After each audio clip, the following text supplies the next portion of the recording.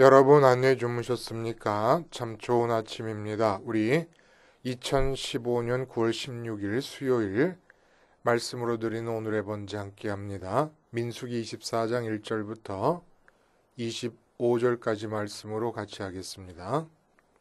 우리는 10절부터 17절까지만 같이 읽겠습니다. 시작.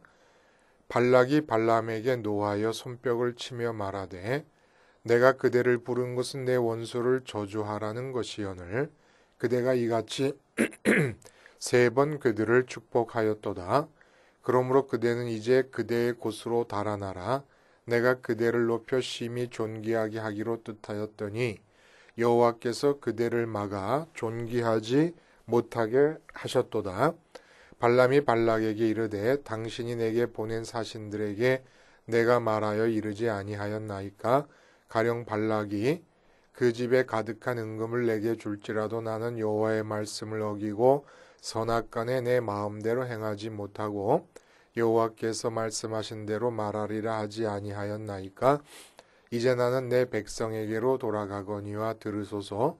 내가 이 백성이 후일에 당신의 백성에게 어떻게 할지를 당신에게 말하리이다 하고 예언하여 이르기를 부올의 아들 발람이 말하며 눈을 감았던 자가 말하며 하나님의 말씀을 듣는 자가 말하며 지극히 높으신 자의 지식을 아는 자 전능자의 환상을 보는 자 엎드려서 눈을 뜬 자가 말하기를 내가 그를 보아도 이때의 일이 아니며 내가 그를 바라보아도 가까운 일이 아니로다. 한 별이 야곱에게서 나오며 한 규가 이스라엘에게서 일어나서 모압을 이쪽에서 저쪽까지 쳐서 무찌르고 또 셋의 자식들을 다 멸하리로다. 네, 오늘 우리가 함께 읽은 말씀 중심으로 생산성 제로인 축복의 실효성이라는 제목의 하나님 말씀 증거합니다. 여러분 그런 책의 제목들 들어보셨을 거예요. 네 자녀를 축복하라. 하루에 한 번 자녀를 축복하라. 하나님의 언어로 자녀를 축복하라. 이 마지막 하나님의 언어로 자녀를 축복하라는 책의 부제는 자녀 양육 축복하는 것부터 시작하라. 이 3가지 책이에요. 다 외국 사람들이 쓴 책인데 복을 받고 살기도 참 어렵게 느껴지지만 복을 빌어주는 것도 그리 간단하지 않습니다.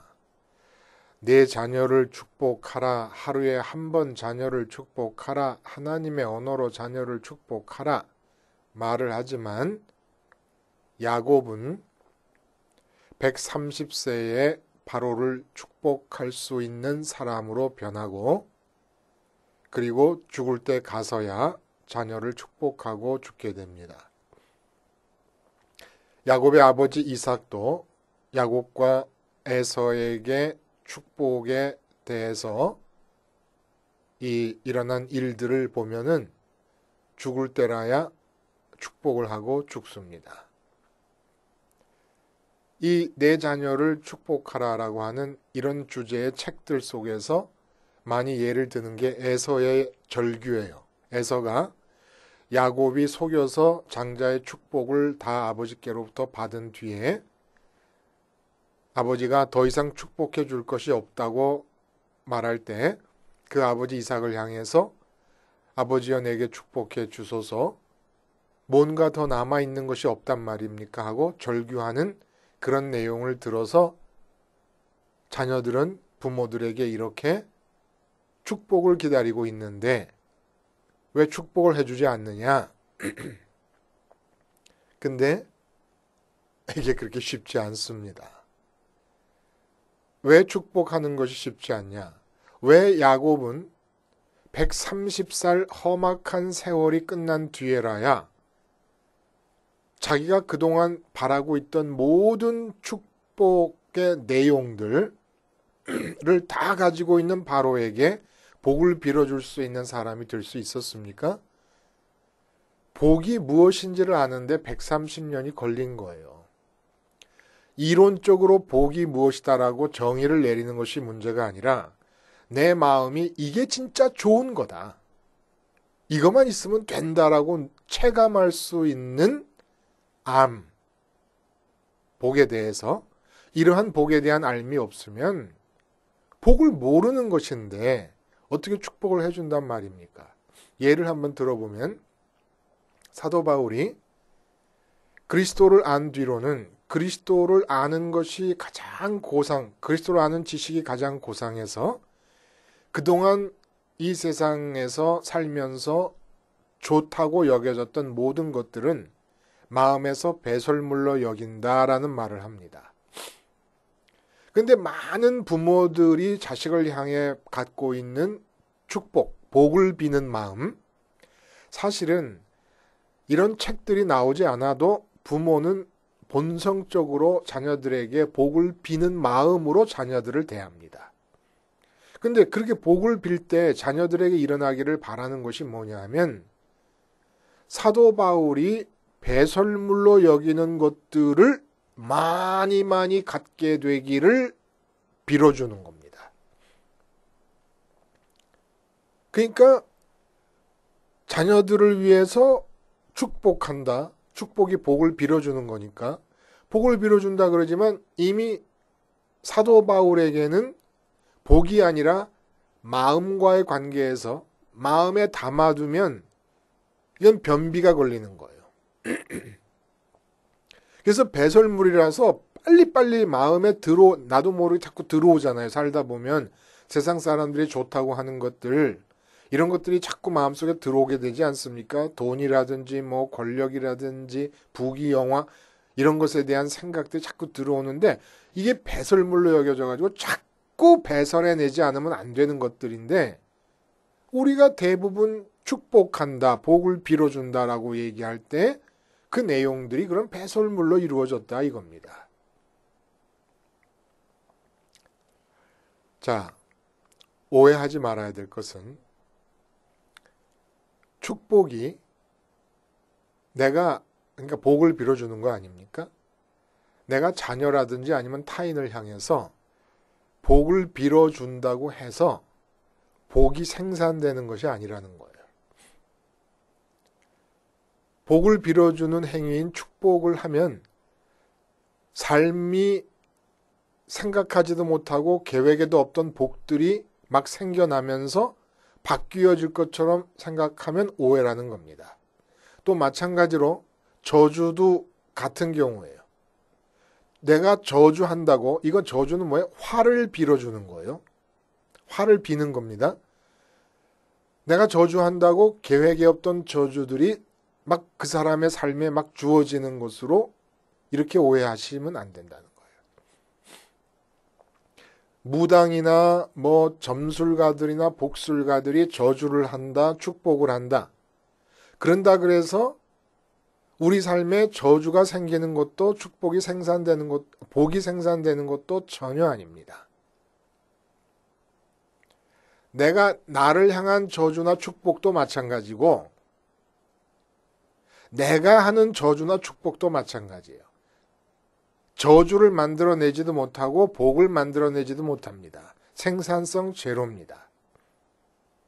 왜 그러냐? 모든 사람을 위한 복된 삶과 저주의 삶은 기차 레일이 깔려 있듯이 이미 정해져 있는 거예요. 경부선 레일이 깔려 있고 호남선 레일이 깔려 있고 기차 레일이 경춘선, 경인선 레일이 깔려 있지 않습니까? 그러면 그 깔려 있는 기찻길 위를 수백, 수천, 수억만 명이 지나다닙니다. 그런 것처럼 복된 삶과 저주의 삶은 이미 경부선처럼 호남선처럼 경춘선처럼 레일로 깔려 있는 거예요. 그 저주의 레일 위를 달리고 있는 사람에게 아무리 복을 빌어줘도 복이 생산되지 않고 복이 주어지지 않습니다. 마찬가지로 복된 삶의 레일 위를 달리고 있는 사람에게 아무리 저주를 퍼부어도 저주는 생산되지 않습니다. 그리고 이럴 때 축복의 실효성과 저주의 실효성도 제로가 되는 거예요. 그러니까 우리가 축복을 한다든지 저주를 하려 한다 그러면 도대체 이 저주의 삶과 축복의 삶이 어떻게 가능한가를 알아야 된다는 겁니다. 이건 레일처럼 깔려 있는 거예요. 그러니까 우리가 축복한다는 것은 저주의 삶을 살던 사람이 축복의 레일로 바꿔 타는 것일 수는 있어요. 유일하게 실효성이 있으려면 이걸 알고 축복할 때 가능하다는 겁니다. 그리고 우리가 누구를 저주하면 되겠습니까마는 이론적으로라도 저주라고 하는 것이 실효성을 거두려면 바로 이 사실을 알고, 그러니까 저 사람이 축복의 레일을 달리고 있구나. 그러니까 저 사람을 저주하려면 축복의 레일에서 벗어나서 저주의 레일을 올라타게, 바꿔 타게끔 해야 된다라는 걸 알고 저주를 하란 말입니다. 이걸 모르고 축복의 레일을 달리고 있는 자에게 저주를 한다고 달려들었다가 자기도 모르게 축복의 의도가 깨어지고 3번씩이나 연구 후 축복을 하게 된 자가 바로 발람이에요. 그리고 발락도 마찬가지, 모압왕 발락도 마찬가지고. 그러니까 이 사람들은 어떻게 생각하냐면 발락과 발람은 우리가 흔히 오해하는 것과 마찬가지로 내가 어떤 사람에게 진심으로 복을 빌면 복이 생산되는 줄 알고 있는 거예요. 그 사람의 삶에서. 그리고 저주를 빌면 저주가 그 사람의 삶 속에서 생산되는 줄 알고 있는 겁니다. 그러나 완전한 오해입니다. 복을 빌어주는 축복, 화를 비는 저주, 생산성 제로예요. 오직 정해진 저주의 길과 복의 길을 각 사람이 달리고 있을 뿐인 겁니다. 이미 이렇게 달릴 때는, 축복의 레일을 달릴 때는 저주의 말이 그냥 기차는 달린다, 개는 짖어도 기차는 달린다가 되는 거예요. 또 저주의 길을 달리는 사람에게 그걸 모르고 자식이 저주의 길을 달리고 있는데도 부모라고 랍시고 축복을 해준다, 복을 빌어준다. 이건 그냥 개는 짖어라 기차는 간다가 되는 겁니다. 그러니까 진짜 자녀를 위해 축복을 해주려면 복이 뭔지를 알고서야 가능한 얘기라 이겁니다. 오늘 본문이 얘기해 주는 게 뭘까요? 2번 앞에서 저주를 하려다가 그 복체, 어마어마한 나라의 운명과 운명을 좌우할 수 있을 정도의 중요한 일에 대한 복체, 어마어마한 거죠. 이 복체에 대한 철옹성 같은 애착을 가지고 이스라엘 백성을 향하여 저주를 하기 위해 이스라엘 백성의 하나님인 여호와와 접신을 시도하고 저주를 하려고 하는데 여호와가 나타나서 계속 강권적으로 저주의 의도를 깨고 본의 아니게 축복을 하게 했는데 오늘 3번째도 그렇게 됩니다. 자, 3번째까지도 이렇게 되니까 발락이 발람을 고용한 것에 대해 후회를 하고 발람을 나무라고 쫓아내보냅니다. 그러니까 발람은 핑계를 댄다는 게 내가 말하지 않았더냐, 난 여호와가 말하는 대로 할 수밖에 없었다. 이건 핑계고 결국 나중에 보면은 발락에게 신탁을 전해주지는 않지만 저주의 신탁을 이스라엘에게 퍼붓진 않지만 이스라엘에게 해가 될 수 있는 괴계를 가리켜서 이스라엘이 그 괴계에 먹혀버리는 일이 발생하게 됩니다. 끝까지 복체를 받아내려고 애를 쓴 발람의 모습이 나오게 돼요. 근데 오늘 본문이 우리에게 얘기해 주는 것은 3번씩이나 시도했던 저주의 의도가 깨어지고 축복으로 바뀌었는데 마지막에는 발람이 이스라엘을 향한 저주의 시도를 하다가 바뀌는 게 아니라 자기 스스로가 하나님이 보내신 영의 감동이 돼가지고 예언을 하게 되는데 우리가 읽은 부분에 17절에 보면은 메시아에 관한 예언을 하게 됩니다. 이게 뜻하는 바가 뭐겠냐는 거예요. 3번에 걸친 축복의 예언, 복을 빌어주는 예언이 본의 아니게 나왔고 그 복에 대한 복을 빌어주는 예언을 3번 한 뒤에 발람의 소원과는 무관하게 발락의 소원과는 무관하게 이 복술가 발람이 스스로 메시아 예언을 하게 된다는 거예요. 이건 어떤 것을 말하느냐 하면 지금 발람과 발락이 몰랐던 것은 이스라엘이라고 하는 이 족속은 하나님이 선택한 백성으로서 복된 레일의 길을 달리고 있었던 겁니다. 근데 발람과 발락은 전혀 이런 영적 세계의 비밀을 몰랐어요. 이제까지 마귀에게 접신이 돼가지고 어떻게 살고 있었냐면 자기가 복을 빌면 복이 주어지고 자기가 화를 빌면 저주가 주어진다고 그렇게 생각하고 살았던 겁니다. 근데 하나님께서 마귀에 속아 살던 상태에서 깨어나게 하시면서 영적 세계의 비밀을 보여주는데 이스라엘 사람들은 자기의 축복 행위와 저주 행위와는 무관하게 복된 레일을 달리고 있더라는 거예요. 자기는 그러니까 저주를 아무리 퍼부어봐야 짓는 개밖에 안 된다는 걸 알게 된 겁니다. 그리고 그 복된 예언을 3번을 하고 나서 메시아로 연결이 되는 거예요. 이건 마치 무슨 얘기냐면 경부선을 저 아래 부산을 떠나서 중간쯤에서 경부선을 처음 타보는 사람이 경부선을 올라탔습니다.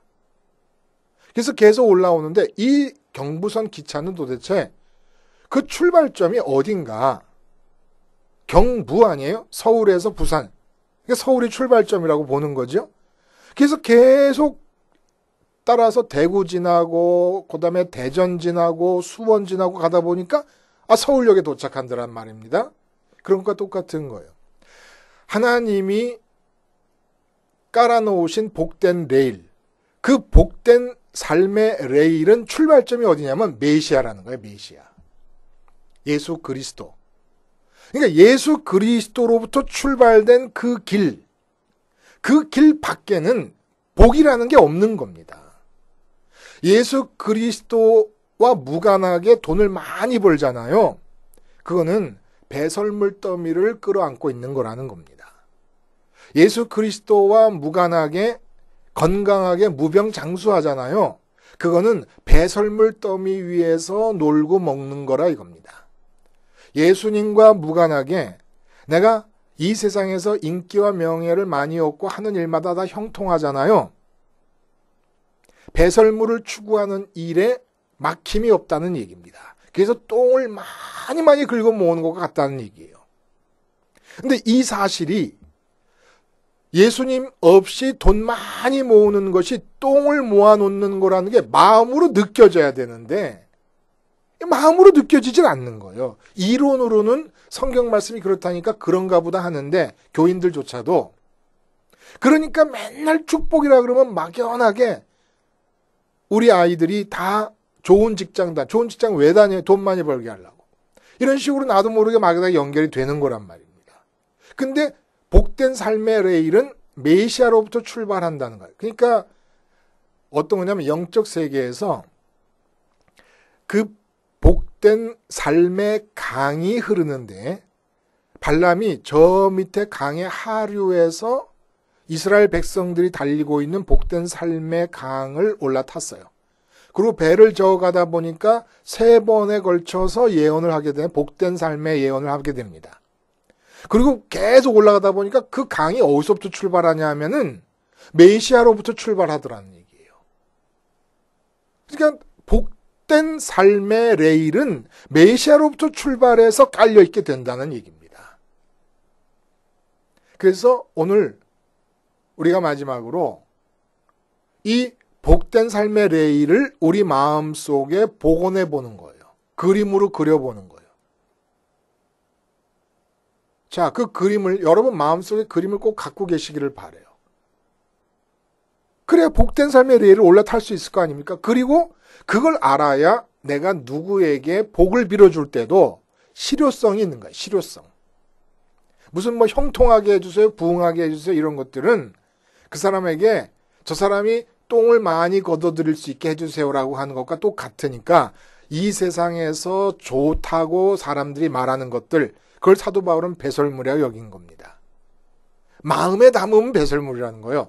하나님의 뜻이 임해서 유용하게 쓰이면 쓰임 받을 것들이지만 내가 그걸 좋아해서 마음에 담으면 다 똥이 된다는 겁니다. 마음에 똥을 담고 있으니 하나님이 못 들어오시죠. 다 잃어버리는 겁니다. 그래서 이 복된 레일이 어떻게 깔려 있는가를 보자는 거예요. 이 복된 레일은 그걸 달려가야 되는 거 아닙니까? 자, 메시아로부터 출발하는 겁니다. 메시아는 하나님의 마음 속에 실제로 예수님께서 이 땅에 오시기 전에 벌써 계획되어 계신 분이십니다. 이 땅의 메시아의 출현은. 그리고 그 마음속에 계획된 메시아의 출현을 예표하는 사건으로 구약에서는 제사법을 주신 거예요. 제사법. 그러니까 제사법이라는 건 메시아의 정신을 앞서서 표현하고 있는 사건들이라는 겁니다. 그러니까 동일하게 메시아에서 출발하는 거예요. 메시아가 있기 때문에 메시아의 의미, 메시아 존재의 의미와 메시아를 믿는 것의 의미를 제사법으로 구현을 했으니까 앞서서 예표적으로 허락하신 거니까. 그러면 이제 길이 어떻게 됩니까? 내 마음이 십자가 제단에서 죽으신 예수님께 마음이 보내집니다. 그러면 경부선을 수천 명, 수백 명이 기차를 타고 내려가고 또 오늘도 내일도 하루에도 뭐 수만 명이 경부선을 타고 내려가는 것처럼 이 하나의 레일에 수억 명, 수십억 명의 마음이 다 출발점을 예수님으로 삼아서 십자가에서 죽은 예수님께 마음이 들여지는 겁니다. 그러면 예수님의 이 죽으신 사건은 언제나 모든 사람에게 오늘의 사건이 되어서 그 모든 사람의 마음이 예수님께 당겨지면 예수님은 장사되십니다. 장사된다는 게 뭐예요? 이 세상에 대해서 죽는다는 거죠. 그리고 부활하십니다. 부활하신다는 게 뭐예요? 오직 이제부터는 하늘을 향해서만 산다는 걸 뜻하는 겁니다. 세상을 향해 산다, 하늘을 향해 산다는 게 무슨 뜻이라고요? 세상을 향해 살면 세상에 있는 것들로부터 만족과 기쁨을 얻으려는 게 세상을 향해 사는 것이고, 부활하여 하늘을 향해 산다는 것은 하늘로부터만 만족과 기쁨을 얻겠다고 하는 것이 하늘을 향해 사는 것입니다. 그러니까 세상을 향해 죽는 것이 바로 그런 거죠. 그게 부활합니다. 거기까지 지금 이어간 거예요. 마치 서울에서 출발해가지고 수원 지나 천안 지나 대전 지나는 것처럼 지나가는 거예요. 레일이. 그리고 이 길 외에는 전부 다 저주로 쌓여 있는 게 세상이라는 거예요. 어떻게 진행되는지 더 나가봐요. 부활해서 하늘을 향해 있으니까 하늘을 향해만 있으면 되느냐. 그래가지고 주님께서 어떻게 하십니까? 승천하십니다. 하나님이 계신 그곳까지 내 마음, 담겨진 내 마음을 갖고 올라가십니다. 그러면 거기서 세상에 대해 죽고 올라온 그 마음에 대해서 성령이 역사하시기 시작합니다. 성령이 역사하면 어떤 일이 일어나느냐? 아버지와 아들 사이에서 일어난 교제가 내게도 일어납니다. 왜냐하면 내 마음이 예수님 안에 있으니까 예수님이 하나님 아버지와 하늘에서 교제를 하시는 동안에 예수님 안에 있는 내 마음에도 예수님이 교제를 통해 느끼는 똑같은 일들이 똑같이 일어납니다. 그래서 너는 내 사랑하는 아들이요 내 기뻐하는 자라고 하신 말씀을 예수님을 향해 할 때 그 예수님 안에 있는 나의 마음과 인격에게도 그 말을 하는 것이 돼버리고 마는 거예요. 그래서 예수님을 믿으면 하나님의 자녀가 되는 권세를 주신다는 거였죠. 이게 바로 복된 레일입니다. 복된 삶의 레일인 거예요. 그리고 구약에서는 예수님의 십자가 대신에 십자가의 사건을 예표적으로 성취하고 있는 구약의 제사를 주신 것이죠. 그래서 선민이 이 길을 그럼 이 길이 끝이냐? 복된 삶의 길은 여기서 끝나는 게 아니에요. 내 마음이 예수님을 따라서 예수님이 놓으신 이것이 바로 레일이에요. 복된 삶의 레일입니다. 이렇게 하늘로 올라가 버리지 않았습니까? 그리고 하나님을 딱 갖게 되니까 더 이상 세상에 대해서는 관심을 가질 필요가 없게 돼버려요. 이런 상황에서 왜? 세상에서 얻을 게 없으니까. 자식을 잘 길러서 기쁘겠습니까? 뭘 어떻게 해서 기쁘겠습니까? 근데 이런 상황에서 내 마음이 빠져나간 이 삶의 자리를 향하여 하나님의 마음이 이번에는 내 마음이 올라갔던 그 예수님의 길을 따라서 이번에는 하나님 아버지의 마음이 그 길을 따라서 내 몸이 머물고 아직 살아있는 이 세상의 삶으로 내려오시게 됩니다. 하나님의 마음이 내려오게 되면 그때 어떤 일이 일어납니까? 내 몸을 하나님이 장갑 삼으셔가지고 하나님의 마음에서 나오는 뜻을 내 자식을 향하여, 내 부모를 향하여, 내 배우자를 향하여, 내 사업을 향하여, 내 인생을 향하여 이루어 가십니다. 이게 바로 복이에요. 이 이외에는 다른 복이 첨가될 수도 없고 생산될 수도 없는 겁니다. 이거 말고는 없어요. 하늘이 복이에요. 하늘이. 그래서 말했잖아요. 저주가 뭐냐? 굶주림이 저주인데 하나님으로 채워져야 될 것으로 만들어진 이 마음의 뱃속에 하나님과는 등진 상태에서 그 굶주림을 해결하려고 하니까 이게 저주지요. 무엇을 먹어도 이 마음은 하나님 사이즈로 맞춤으로 만들어져 있기 때문에 채워질 수가 없습니다. 그러니까 사람들의 행동이 어떻게 나타나느냐? 해보다 안 되니까 자꾸 그것을 이상한 형태로 추구하는 변태 행위들이 나오는 거예요. 미국에서 오신 분 얘기를 들었어요. 며칠 전에. 미국은 미쳤다는 거예요. 그게 무슨 말이냐 갑자기 미국이 미치다니. 그래서 미국이 든든히 서야 나라가 이 세상이 편한데 특히 우리나라 같은 경우는 뭐 큰 영향을 미치지 않습니까? 그랬더니 동성연애가 이 미국 연방법원에서 합법화되면서 합법적인 것으로 판결이 나면서 여자 화장실, 남자 화장실도 다 없앤다. 이미 없앤 도시도 있대요. 시애틀 같은 곳에는. 여자가 뭐고 남자가 뭐냐는 겁니다. 그래서 남자 여자가 같은 화장실에 들어가요. 그리고 남자끼리의 부부, 여자끼리의 부부. 이게 이제까지는 아이들을 호적에 올릴 수가 없었어요. 근데 정식으로 호적에 올린다는 겁니다. 정식으로. 그러니까 미쳤다는 말도 그리고 서로 앞다퉈서 이게 마치 무슨 의의를 행하는 것인 양, 그동안 소수로서 부당한 이익을 당했던 동성애자들에 대한 박애정신을 발휘하는 것인 양 앞다퉈서 주마다 동성연애를 합법적인 것으로 인정하고 그것에 준해서 삶의 환경을 바꿔나가느라고 정신이 없대요. 정신이. 성경도 다시 번역해야 되고 왜냐하면 남성과 여성이 구분되어 있으니까. 성경에 선서를 하고 대통령직이 시작되는 미국이 그렇게 변했습니다. 오바마도 미쳐가지고 이거를 자유와 권리를 향한 우리들의 꾸준한 노력의 결과로서의 승리라고 얘기한다는 겁니다. 승리. 왜 그래요? 복이 뭔 줄 모르는 거예요. 이 하나님을 등지고 세상을 향해 있기 때문에 그리고 모든 교회들이 모든이라는 말은 어폐가 있겠습니다.